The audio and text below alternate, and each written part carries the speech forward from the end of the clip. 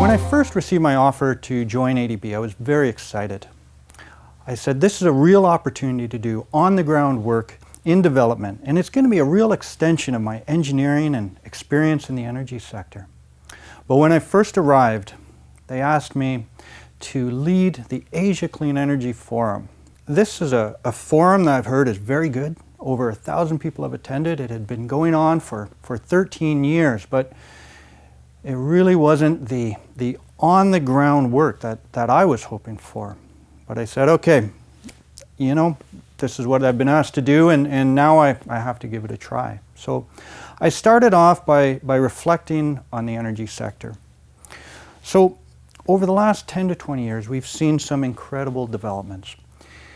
Renewable energy prices have come down by orders of magnitude, but at the same time, here in Asia, we still have hundreds of millions of people without access to electricity, and over 1 billion people without access to clean cooking. This really reinforced to me, all right, this is an important topic. How can I do something with impact at the Asia Clean Energy Forum, or ACEF as we call it? So we tried a few things. The first thing that we did, we reached out to our colleagues outside of the energy sector. So in urban, in transport, in water, in environment. And we said, will you come alongside us and help us out with the conference? And actually, they came and they said, yes, we're very excited to do that.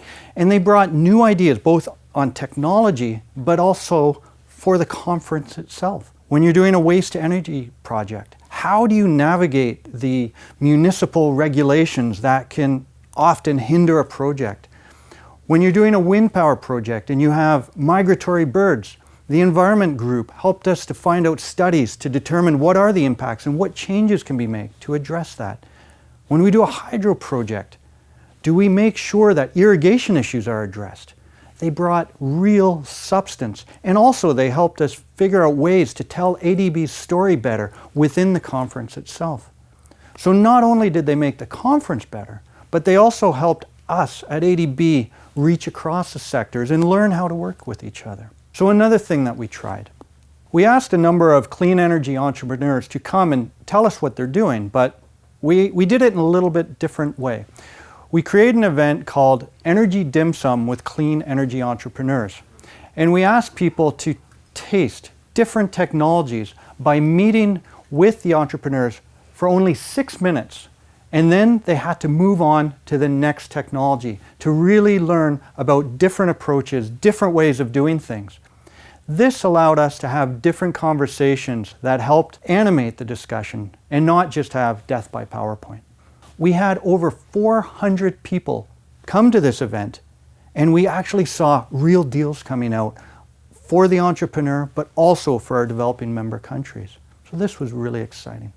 Now the last thing I want to share with you, the last idea, is we tried to engage with women and get more women to attend our conference. So this was actually remarkably simple. You know what we did?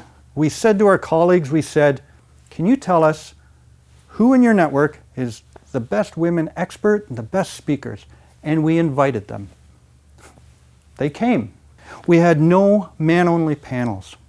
Nearly 40% of our speakers were women, and actually 50% of our keynote speakers and panelists were women. And just a little side thing we did is that we talked about this while we were doing this in our newsletters and our videos. The previous year, 18% of the total attendees were women. This year, 40%. We made a huge jump. Those were some of the things we tried, but I want to tell you one story about ACEF this year. We received an abstract from a speaker, an American living here in the Philippines, and he presented an abstract on energy storage for wind energy. Interesting topic. We invited him to attend, so that's great. But what was different is he didn't take an airplane or a taxi to come to ACEF, but rather he came in an ambulance from the hospital where he was receiving long-term care. He gave his speech sitting in a wheelchair with his canister of oxygen sitting beside him. And he passed away 3 months after ACEF. His commitment to engaging in the debate and the discussion to find new and innovative solutions for the development issues in Asia encouraged us and helped us really understand the importance of an event like this. How important it is to work with people across sectors. How it is to bring new ideas, to have conversations. How important it is to bring in more fully women who might not be engaged in the discussion despite the great work that we're doing. This really encouraged us to see the importance of an event like ASAP. And it really taught me one key thing, that if I bring my best to any task that I have, I can bring impact and innovation to the work at ADB.